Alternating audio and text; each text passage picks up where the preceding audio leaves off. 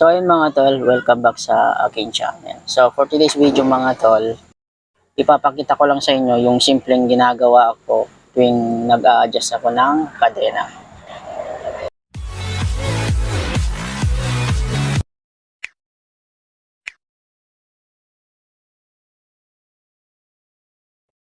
So ayun mga tol, so bago tayo mag-adjust ng kadena, so kailan ba dapat tayo mag-adjust ng kadena natin?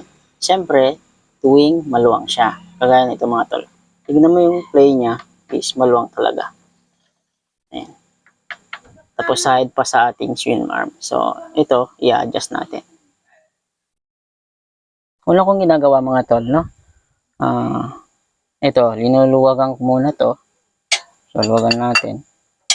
So, 19 mm yung gamit ko dito. Ayan. Ayan. Luwagan. Bago nyo higpitan, ito magkabilaan. Siyempre, luwagan muna natin. Yung tipong luwag lang. Ayan. Ayan. So, naluwagan nyo na. So, punta tayo sa kabila. Ayan, dito tayo sa kabila. So, bago nyo higpitan to, magkabilaan mga tol. Ito, tapos yun sa kabila. Para ito mag-adjust. Wag pala basta-basta maghigpit dito mga tol, no. Hanapin niyo muna yung play ng ating kadena, katulad nito. Katulad nito mga tol, yung play ng kadena natin, no. So hindi pantay-pantay yung play ng kadena natin. May pag ginaganyan mo siya, may maluwang, tapos dito sa part na to, medyo matigas. So kapag tinitignan nyo sa swing arm natin, may naka-indicate dito. Yun yung tamang adjustment ng ating kadena. So kung wala naman tayo meter, so tansyahin na lang natin sa kamay natin, no. 1 inch dapat yung agwat dito, tapos dito, no. So, tulad nito, maluwang talaga mga tolo. So, ito maluwang. So iba-iba yung play. So hanapin natin yung mahigpit yung play bago tayo mag-adjust. So katulad nito, hinahanap ko siya. Ayan. So, hanapin lang natin. Ito siya mga tol. Ayan. Ayan. Nahanap ko na siya. So, ito yung, dito lang tayo mag-adjust, no? Pag nahanap na natin, saka natin higpitan to. Yung higpitan dito. So, iba-iba tayo ng higpitan dito. Sa akin, Allen wrench, kasi naka-swing arm tayo. Yung iba is 12. 12 yata na liabe yun. O 8. So, kuha lang ako ng Allen wrench, saka ko higpitan.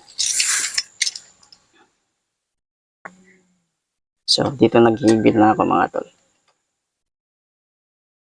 So, tignan nyo to mga tol, no? Habang hinihigpitan ko siya, tumataas to. So, hindi naman yung mahigpit na mahigpit yung gagawin nyo. Basta nagpa-play po siya.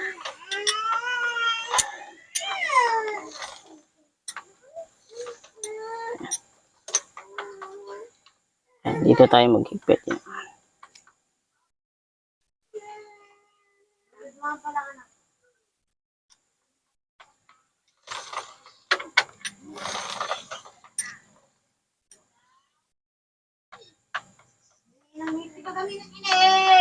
Ayan siya. So, okay na siya mga tol. So, 1 inches above dito sa, niya, yung play niya, mga tol. Ayan. Huwag naman yung mahigpit na higpit, yung saktong-sakto lang. Na.